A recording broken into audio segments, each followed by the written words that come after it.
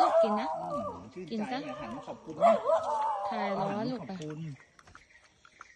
ชื่นใจ